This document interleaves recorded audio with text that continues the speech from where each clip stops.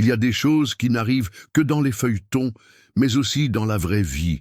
Demandez à cet homme qui est allé fêter un contrat de 100 millions et qui est rentré chez lui en voulant tout vendre jusqu'à sa montre.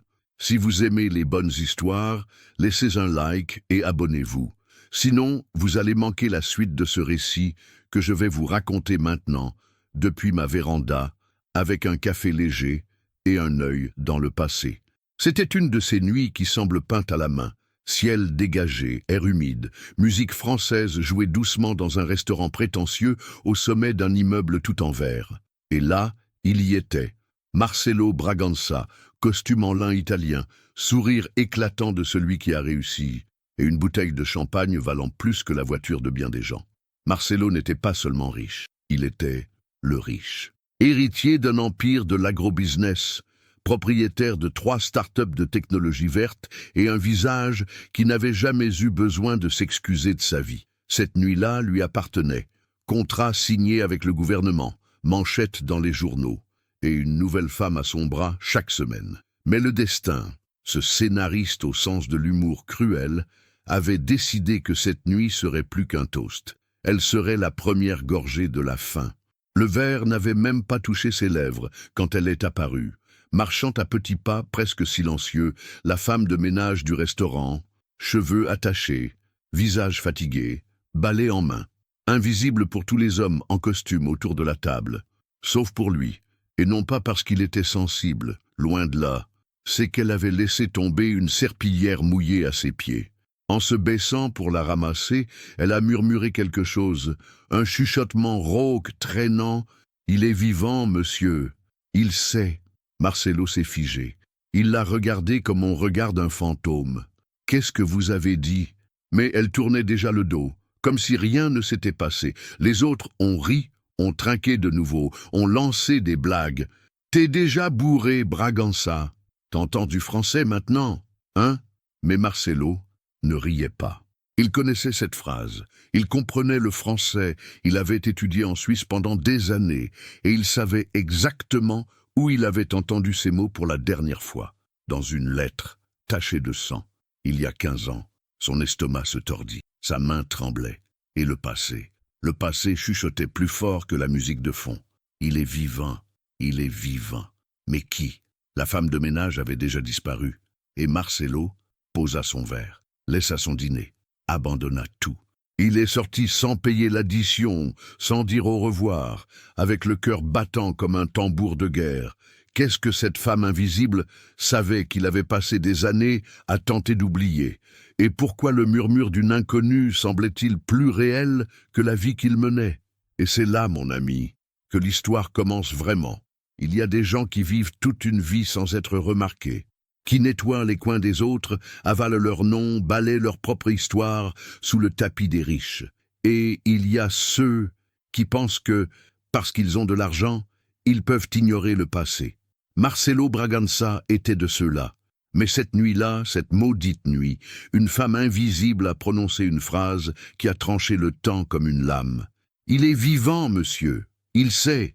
Il est vivant, monsieur.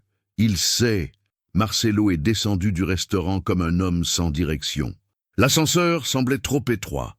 Les vitres montraient São Paulo entière clignotant de lumière muette. Il marchait sur le trottoir comme un ivrogne. Mais la seule chose qu'il avait ingérée, c'était la peur. Dehors, la ville restait normale. Klaxons, motos se faufilant, l'odeur de fumée et de béton. Mais à l'intérieur, un tourbillon. Il sortit son téléphone, chercha dans l'historique des messages, tremblait en cherchant un vieux numéro qu'il pensait avoir supprimé. « Rien, ce n'est pas possible », murmura-t-il. Mais son cœur disait le contraire. Il atteignit sa voiture, s'effondra sur le siège comme quelqu'un qui tombe.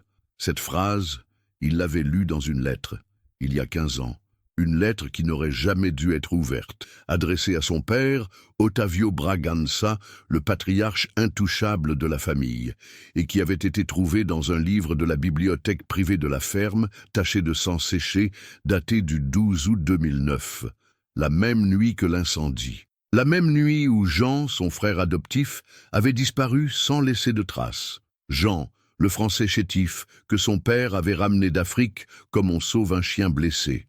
Ils avaient grandi ensemble, ri ensemble, presque comme des frères de sang, jusqu'à cette nuit où tout avait brûlé. La police avait parlé d'accident. Marcelo n'y avait jamais cru, mais il n'avait jamais posé de questions, jusqu'à maintenant. Il saisit le volant avec force. Qui est cette femme ?» Le lendemain matin, Marcelo était au restaurant avant même le lever du soleil.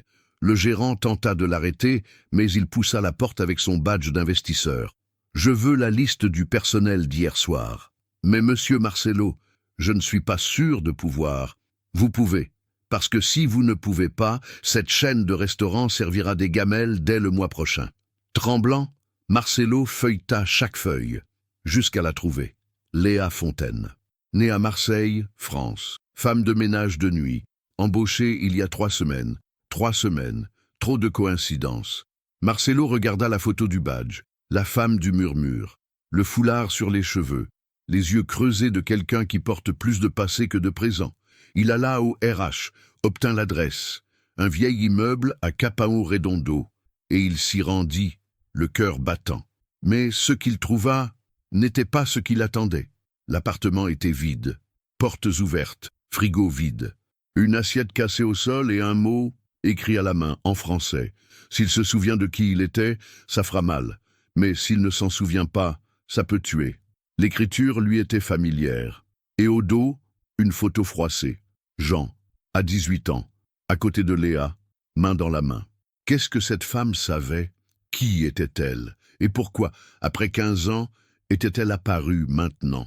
Marcelo quitta les lieux avec la photo dans la poche et un passé sur le dos qui commençait à peser plus que n'importe quelle fortune. Car il y a des choses qu'on enterre en pensant qu'elles sont mortes. Mais il y a des passés qui creusent pour revenir. On dit que qui cherche, trouve. Mais personne ne dit que ce qu'on trouve peut être pire que ce qu'on a perdu. Marcelo passa le reste de la journée sans parler à personne. Ni associé, ni assistant, ni la blonde de la veille qui envoyait un audio en demandant s'il s'était perdu à l'after. Il s'était perdu, oui, mais pas dans l'after, dans le passé. Ce matin-là, pour la première fois depuis des années, il prit la voiture et se rendit à l'ancienne ferme des Bragança, un endroit qui était aujourd'hui plus un centre d'événements d'entreprise qu'un foyer. Mais là, tout avait commencé. Et là, peut-être, tout s'était terminé aussi.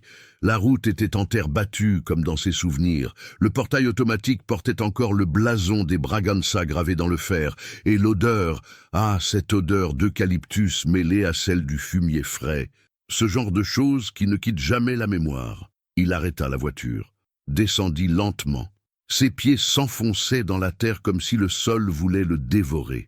Il marcha jusqu'au fond, là où se trouvaient autrefois les écuries, aujourd'hui transformées en entrepôts de caisses en plastique et produits de nettoyage.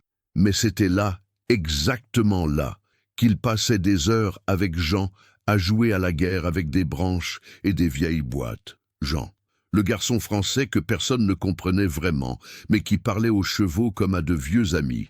Il était calme, riait peu, et portait une cicatrice sur le menton qu'il disait avoir reçue en fuyant un bombardement. Otavio Bragança avait ramené Jean à la maison après un voyage en Côte d'Ivoire. Il disait qu'il était le fils d'un diplomate ami, mort tragiquement. Il n'avait jamais vraiment expliqué. Il était juste revenu avec l'enfant et un passeport tamponné. La famille avait accepté.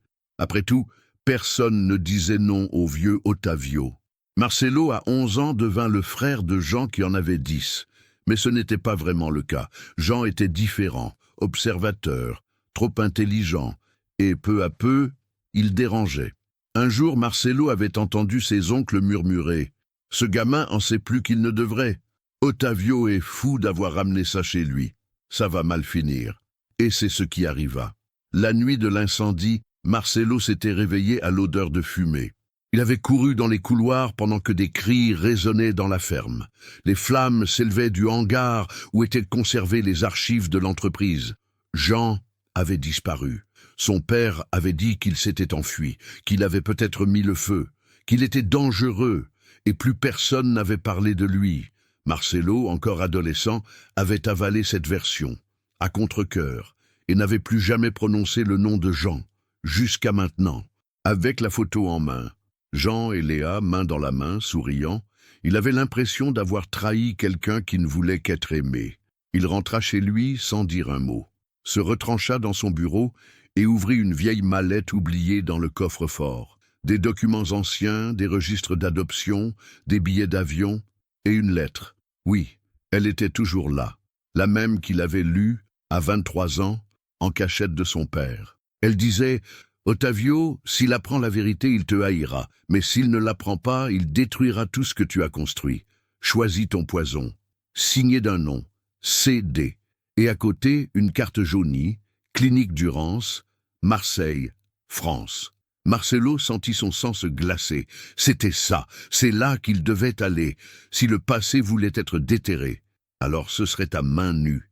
Il prit son téléphone, appela son avocat. « J'ai besoin d'un jet pour Marseille. Demain. Une urgence? Un frère. En vie. » Mais pendant que Marcelo traversait l'océan, une silhouette observait tout à distance, dans un coin sombre, des écrans de surveillance de la ferme. C'était un homme d'âge mûr, mal rasé, avec des yeux qui avaient vu la guerre. Jean. Oui, il était vivant. Mais ce qu'il cherchait, maintenant, ce n'était pas une étreinte, c'était la vérité. Et peut-être la vengeance. Oui, le monde tourne. Et parfois, il tourne avec rage. Marcelo Bragança arriva en France comme on revient au ventre de la terre. Marseille l'accueillit avec ce vent salé de la Méditerranée et une sensation dérangeante de déjà-vu. Le ciel était gris, l'air lourd, et le GPS semblait guider non seulement la voiture, mais aussi ses fantômes. La clinique Durance se trouvait sur une colline isolée, entre des vignes abandonnées et des arbres qui semblaient murmurer entre eux. Ce n'était pas une clinique ordinaire. C'était l'une de ces institutions anciennes, avec des portails en fer forgé, des murs de pierre et des fenêtres trop hautes pour qu'on puisse s'enfuir. Il fut reçu par une dame aux cheveux blancs, attachée en chignon. « Madame Clémentine », disait son badge. Elle regarda Marcelo de la tête aux pieds, comme si son nom de famille était tatoué sur son front. « Monsieur Bragança, nous attendions votre retour depuis longtemps. » Il se figea. « Vous m'attendiez ?» Elle acquiesça avec un sourire pâle. « Votre père a laissé des instructions. » Des instructions. Le vieux Ottavio, même mort, il continuait à bouger les pièces de l'échiquier. On le mena dans une salle qui sentait l'éther et les meubles cirés. Les fenêtres donnaient sur la mer, mais Marcelo ne voyait que des ombres. Clémentine lui tendit une chemise fermée par une ficelle rouge. À l'intérieur, des documents médicaux, de vieilles photos et un enregistrement sur cassette. Une infirmière entra, plaça un vieux lecteur et appuya sur « Play ».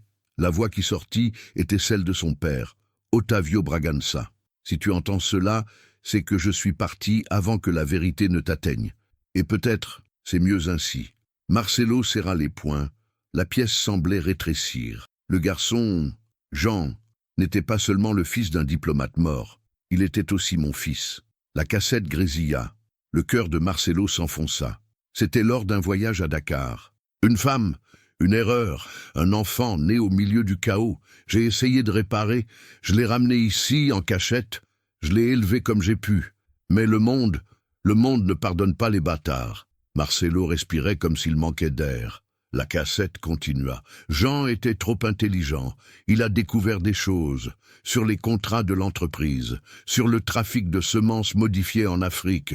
Il voulait dénoncer. Il voulait la justice. Encore des grésillements. Puis, il y a eu l'incendie. Mais je jure, je ne savais pas qu'il allait disparaître, que quelqu'un allait l'effacer.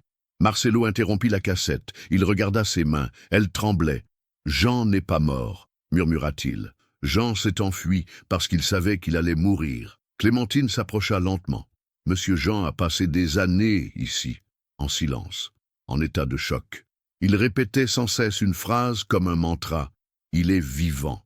Il sait. La même phrase que la femme de ménage. La même phrase qui, maintenant, prenait tout son sens. Il est parti il y a quelques mois. Disparu, mais il a laissé ceci pour vous. Elle lui tendit une enveloppe en cuir vieillie.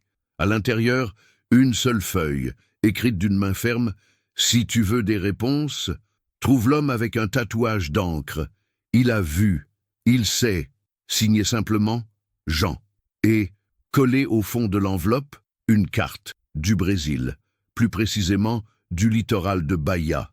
Marcelo se leva, l'enveloppe à la main, le visage dur comme la pierre. « Il me tire vers le passé. »« Non, monsieur, » dit Clémentine, avec un regard lourd de siècle. « Il vous pousse vers l'avenir. » Dehors, le vent soufflait plus fort, et avec lui, un souvenir, la nuit où Jean lui avait parlé d'un vieux pêcheur qui l'avait sauvé de la noyade quand il était enfant.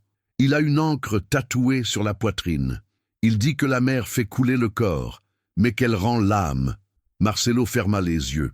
Maintenant, tout avait un sens, et tout, encore une fois, recommençait à zéro. Mais de l'autre côté de l'océan, dans un village oublié par les cartes, un vieil homme alluma une lampe et regarda le tatouage sur sa poitrine. « L'encre, l'heure approche », murmura-t-il, regardant la mer comme on parle aux morts. Marcelo Bragança était revenu au Brésil comme on revient sur une scène de crime. Mais cette fois, le GPS pointait vers un village que même les satellites ne semblaient pas connaître. Un morceau oublié de sable et de sel nommé Pedraseca, au sud de la Bahia.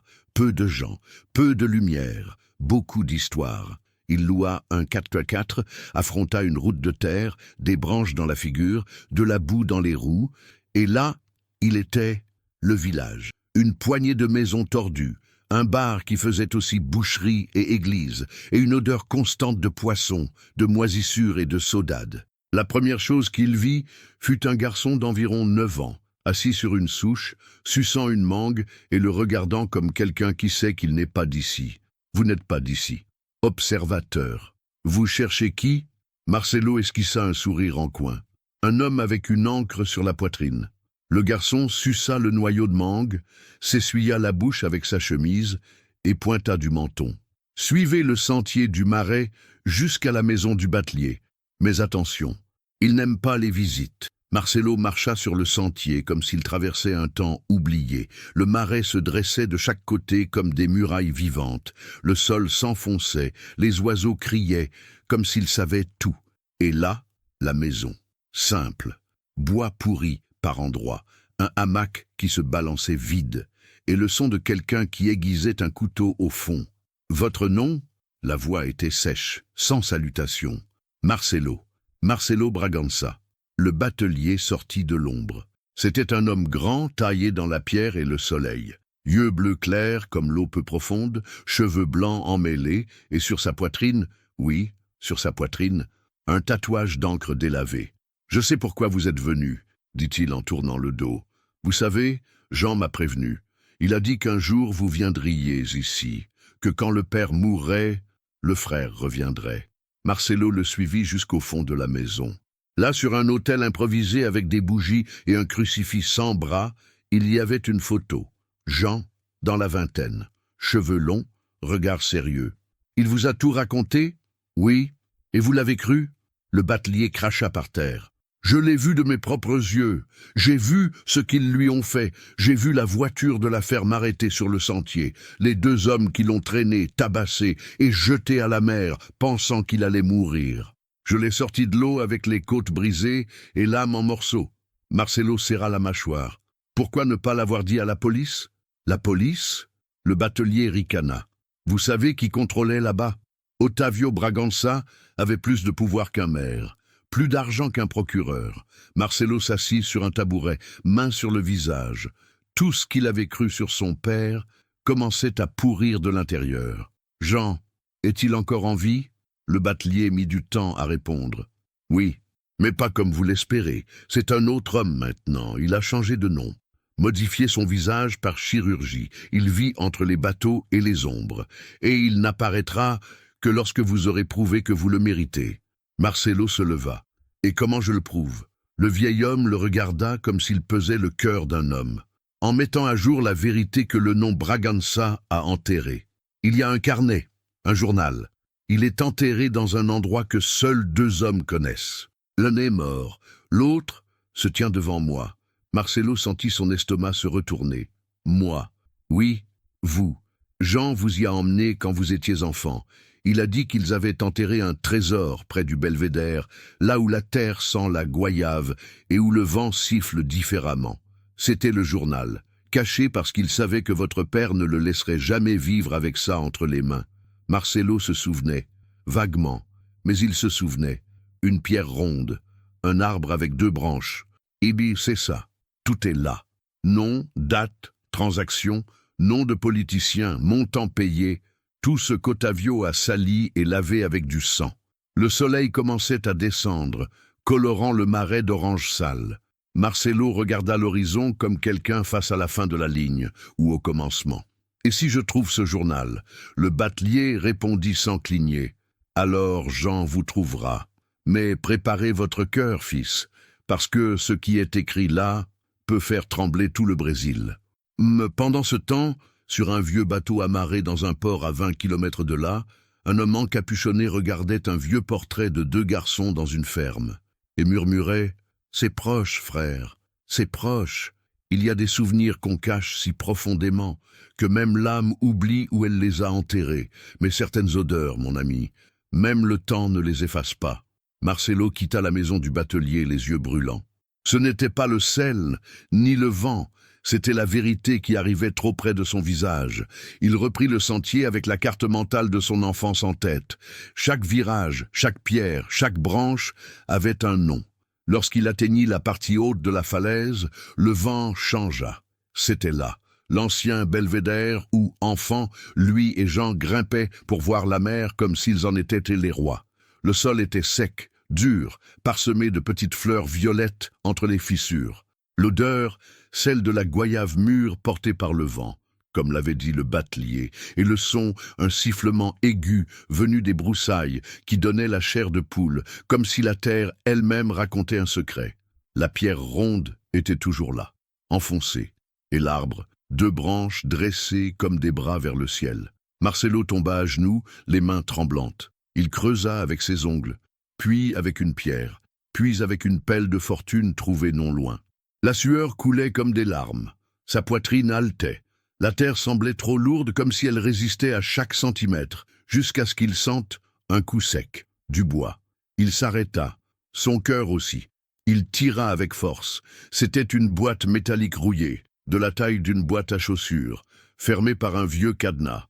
Et là, collé avec du scotch, un billet délavé par le temps.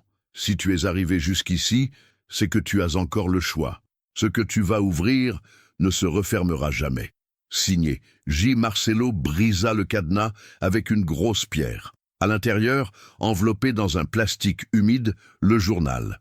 Couverture en cuir, écrit en français et en portugais, avec une écriture minuscule et précise. Il s'assit à l'ombre de l'arbre et commença à lire. Les premières pages racontaient l'enfance de Jean, souvenirs, peur, la sensation d'être un corps étranger dans la maison des Bragança. Mais plus il tournait les pages, plus le ton changeait. Date, code, description de réunion. Otavio Bragança signant des contrats avec des entreprises fictives, détournant des cargaisons de semences interdites d'Afrique vers le Brésil, avec l'appui de ministres, militaires et même d'un archevêque. Mais ce qui coupa la respiration de Marcelo fut l'entrée intitulée « Nuit de l'incendie ». Otavio m'a convoqué au hangar. Il a dit que j'en savais trop. Que si je parlais, ma mère, encore vivante à Dakar, en paierait le prix. Il m'a frappé, m'a enfermé, a mis le feu. Mais j'ai réussi à m'échapper par un passage qu'il avait lui-même fait construire. J'ai fui. J'ai brûlé une partie de mon visage. Le batelier m'a trouvé. Depuis, je suis une ombre. Marcelo laissa tomber le journal sur ses genoux. Son père avait essayé de tuer son propre fils.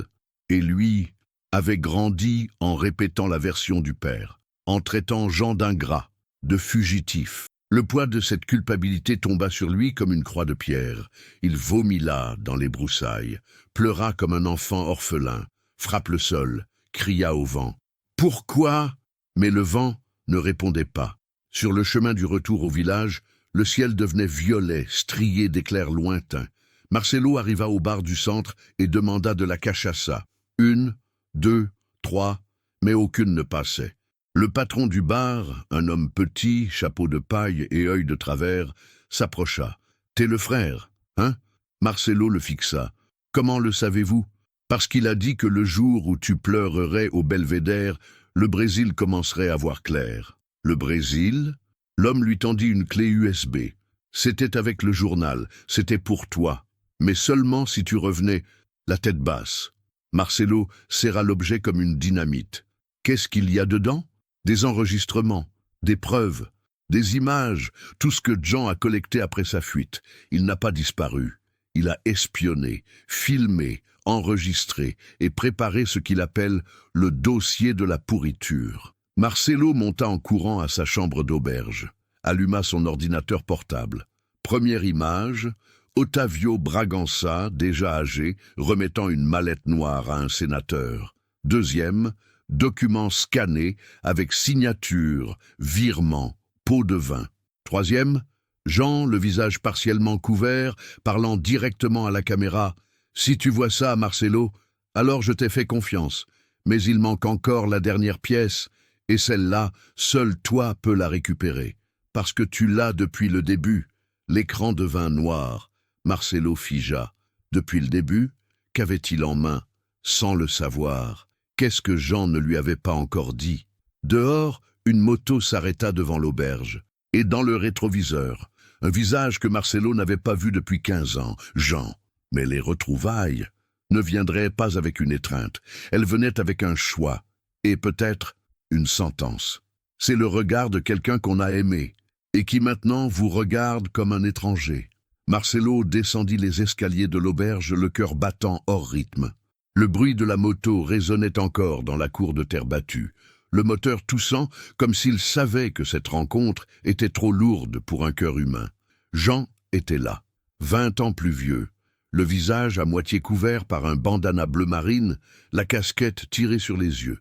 Mais ses yeux, ses yeux étaient les mêmes, des yeux de quelqu'un qui a trop vu et trop peu cru. « Alors tu es venu, » dit Jean sans émotion. « Je suis venu. »« Et tu as pleuré ?» Marcelo hocha lentement la tête. « J'ai pleuré. » Jean sortit une cigarette de sa veste, l'alluma avec un vieux briquet rouillé, tira une bouffée. Puis, sans regarder directement Marcelo, il dit « Mon frère est mort dans cet incendie. » Marcelo fronça les sourcils. « Comment ça ? Le frère qui croyait en son père, qui pensait que le monde était juste, que le nom Bragança protégeait. Celui-là est mort. Ce qu'il reste, c'est moi. Une bête, un fichier vivant. » Marcelo s'approcha lentement. Le son du vent entre les pailles, l'odeur de sel et de diesel. « J'ai trouvé le journal. J'ai tout vu, tout lu, et je suis toujours là. » Jean souffla la fumée lentement. « Alors, réponds-moi une chose, Marcelo. Qu'est-ce que tu veux maintenant? La vérité et la justice, si c'est encore possible. Aussi. » Jean se retourna, marcha vers la moto, ouvrit le compartiment sous la selle et en sortit une enveloppe épaisse, scellée avec de la cire rouge. Il la tendit à Marcelo. « Tout est là. Les noms des politiciens, le système de blanchiment, les contrats falsifiés, les morts qu'on a enterrés pour protéger cet empire. Cette enveloppe a été préparée il y a 5 ans et ne pouvait être remise que par toi, parce qu'aux yeux du monde, tu es encore un Bragança propre. Et pourquoi maintenant? Parce que tu es arrivé jusqu'ici, parce que tu as vraiment ressenti la culpabilité, parce que je t'ai vu au belvédère, à genoux, le visage dans la boue. C'est tout ce dont j'avais besoin. » Marcelo tenait l'enveloppe comme si elle brûlait. « Si je remets ça, tout s'écroule ?» Jean hocha la tête. « Tout, y compris notre nom. Surtout notre nom. » Le silence entre eux dura quelques secondes, mais pesait comme des siècles. Marcelo regarda l'enveloppe, puis Jean. « Et après ça, qu'est-ce qui t'arrive à toi ?» Jean sourit pour la première fois. Un sourire tordu, douloureux, mais sincère. « Je disparais à nouveau. Mais cette fois, en paix. »« Ah, et la femme de ménage ?» Léa, Jean baissa les yeux. « C'était la fille de la femme qui m'a caché quand j'ai fui. Elle a grandi en entendant mon histoire. Elle est venue au Brésil pour travailler et veiller sur moi à distance. Elle m'a prévenu quand ton père est mort. C'est elle qui a semé ce murmure en français, pour te secouer. » Marcelo inspira profondément. « Et elle a réussi. » Jean tendit la main. « Alors maintenant, c'est entre tes mains. » Marcelo la serra. « C'est entre les nôtres. » Le lendemain matin, Marcelo Bragança se présenta sans prévenir au siège du ministère public fédéral. Il posa l'enveloppe sur le bureau du procureur avec un mot écrit à la main. « Désolé pour le retard. Il a fallu 20 ans à la vérité pour arriver. Mais elle est là. Il signa comme personne ne s'y attendait. Jean Marcelo Fontaine Bragança. Pendant ce temps, dans un vieux hangar de Bahia, Jean regardait la mer une dernière fois. Ouais, la mer fait couler le corps, mais elle rend l'âme.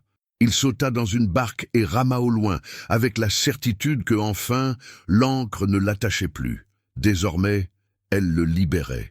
Mais il y en a qui font du silence. Un silence qui devient une, qui devient un écho dans les couloirs du pouvoir, qui devient de la panique dans les yeux de ceux qui pensaient être au-dessus des lois. Et c'est ce genre de silence qui s'est répandu lorsque l'enveloppe est arrivée au ministère public. Au début, personne ne comprit. Un agent de sécurité vit Marcelo entrer seul, tôt le matin, le visage fermé et une mallette en cuir noir à la main. Il passa sans s'arrêter à la réception, ignora les journalistes, ignora les secrétaires. Il entra dans le bureau du procureur fédéral, posa l'enveloppe sur le bureau comme on dépose un testament, et partit sans dire un mot. Quelques heures plus tard, quand le contenu fut ouvert, le monde commença à s'effondrer. Dès les premières pages, il était clair que ce n'était pas un canular. Des noms, des dates, des comptes dans des paradis fiscaux, des vidéos de réunions clandestines, des enregistrements audio d'une clarté cristalline, du lourd, sénateurs, ministres, grands patrons de l'agrobusiness.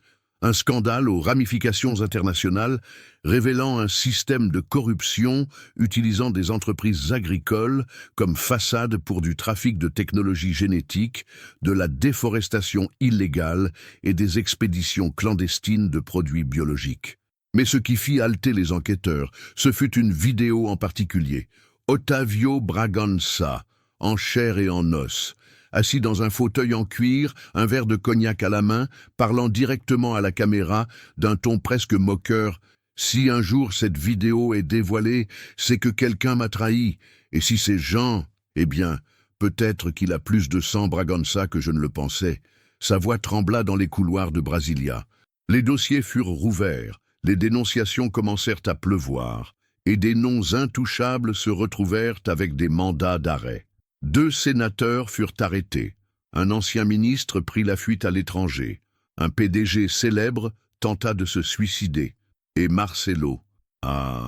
Marcelo devint le pivot de la Révolution. Il passa d'héritier millionnaire à dénonciateur de luxe, de couverture de Forbes à cible de menaces de mort. Mais pour la première fois de sa vie, il ne fuit pas. Il convoqua une conférence de presse, le visage nu sans costume. « Mon nom est Marcelo Bragança. J'ai grandi en croyant à un mensonge. J'en ai profité. Mais aujourd'hui, j'ai choisi d'enterrer ce nom et de reconstruire quelque chose qui prendra peut-être toute ma vie. » Les médias devinrent fous. Les réseaux sociaux explosèrent. Bragança Leaks devint tendance mondiale. Mais le geste le plus symbolique eut lieu une semaine plus tard. Au centre de São Paulo, devant le siège de l'ancienne Bragança Agro Global, un groupe d'anciens employés brandit une banderole blanche, écrite à la peinture noire. « La vérité a vaincu l'Empire ». Marcelo apparut sur place, seul, sans sécurité. Il regarda la banderole et il pleura. Pas de honte, mais de soulagement. Pendant ce temps, dans un bar au bord de mer, un vieux batelier buvait de la cachaça en regardant l'horizon. Un homme à casquette entra, s'assit à côté de lui. « C'est fait, j'ai vu. Tu vas disparaître maintenant ?»« Non, maintenant, je vais vivre. » Jean commanda une bière. Le batelier leva la sienne. À la vérité, à l'âme. Les bouteilles tintèrent dans le silence des vagues. Et cette même nuit, à Marseille, une femme nommée Léa Fontaine souriait en lisant un journal français. En première page, le Brésil déterre sa plus grande pourriture grâce à un fils illégitime et une enveloppe. Elle embrassa une photo de Jean enfant et murmura en français « Il est vivant, il sait, et maintenant le monde entier sait ». Dans les mois qui suivirent le scandale, le nom Bragança devint synonyme de saleté. Titres de journaux, manifestations, mèmes, blagues de mauvais goût, des enfants traités de fils du voleur de semences, des investisseurs disparus, des entreprises rompant les liens. Et Marcelo? Marcelo est resté. Il est resté pour voir ce qui restait. Il est resté pour affronter l'écho de son propre nom à chaque coin de rue. Oui, il a reçu des menaces. Oui, ils ont tenté de le discréditer, de le poursuivre, de le traiter de traître à sa classe, de fou, de drogué, même d'infiltré politique. Mais rien n'a tenu, parce qu'il y avait une chose que personne ne pouvait effacer. La vérité était toute documentée. Et plus il parlait, plus les gens se manifestaient. D'anciens employés, des enfants illégitimes d'autres patrons. Des gens qu'on avait fait taire, humilier, faire disparaître pendant des décennies, relevaient la tête. Marcelo devint un symbole. Mais il n'aimait pas ça. « Je ne suis le symbole de rien », disait-il dans une interview. « Je suis juste le premier à avoir dit « j'ai été complice, mais je ne le serai plus ». Il commença à utiliser l'argent qui lui restait, et il en restait beaucoup, pour fonder une fondation. Pas à son nom, ni à celui de son père, mais au nom de celui qui avait fait tout basculer, Jean. La fondation Jean Fontaine fut créée pour soutenir les lanceurs d'alerte, les témoins menacés et les familles affectées par la corruption environnementale. Le premier siège fut construit dans un hangar rénové, dans la même ville où le père avait commencé l'Empire. Le sol sentait encore le soja, mais maintenant aussi la justice. Lors de l'inauguration, Marcelo prononça un discours à la voix ferme, mais aux yeux brillants. « Beaucoup pensent qu'un bâtard est quelqu'un né hors mariage. Mais le vrai bâtard, c'est celui qui vit en dehors de la vérité. Et mon frère était le plus légitime de nous tous. » Le public se leva. Appel applaudit debout. Des journalistes pleurèrent. Un vieil homme cria depuis le fond. « Il n'est pas mort pour rien ?» Marcelo leva les yeux vers le ciel. « Non, il n'est pas mort. Il est ici, dans chaque nom qui n'a plus besoin de se taire. » Mais l'histoire n'était pas encore finie, il manquait une pièce. Un soir, Marcelo reçut une lettre, écrite à la main, sans expéditeur. Il l'ouvrit prudemment. « Frère, j'ai fait ce qu'il fallait. Maintenant je vais vivre comme je l'ai choisi. Tu n'as pas besoin de me retrouver, tu dois juste continuer. Un jour, peut-être, on se retrouvera là où la mer n'avale pas et où le nom ne pèse plus. Vis léger, vis juste, vis pour nous deux. Signé. J. » À l'intérieur de la lettre, un objet, la chaîne avec le pendentif en forme d'encre, la même que Jean portait enfant. Marcelo serra le pendentif contre sa poitrine, et à ce moment, il sentit son cœur battre comme lorsqu'il jouait avec des branches d'arbres à la ferme. « Tu es pardonné, frère, » murmura-t-il, « et moi, j'essaie aussi de me pardonner. » Dehors, la ville allumait ses lumières, mais Marcelo éteignit celle du bureau, s'assit sur la véranda. Et pour la première fois depuis longtemps, il sourit sans peur, parce que lorsque le nom ne sert plus, on recommence avec un autre, et ce qu'il écrivait maintenant, ce n'était pas un héritage, c'était un legs. Loin de là, sur un bateau solitaire, un homme à barbe courte pêchait en silence. Le tatouage de l'encre était toujours là, mais ce qu'il portait maintenant, c'était la légèreté. Mais il y a aussi des silences qui soignent, qui préparent, qui sèment. Et c'est dans ce genre de silence que Marcelo Bragança, ou plutôt Marcelo Fontaine, comme il signait désormais, commença à reconstruire son âme.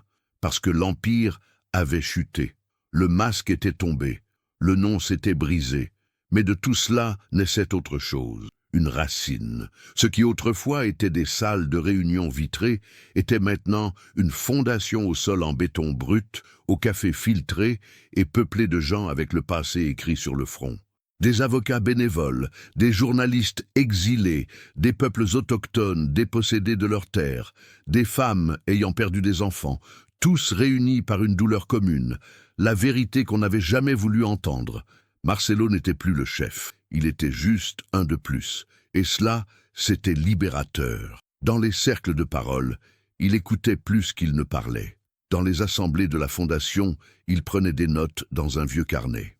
Dans la file du café, personne ne tirait le tapis, on tirait la conversation, et la plupart commençaient par « Vous êtes celui du scandale, hein ?» J'étais.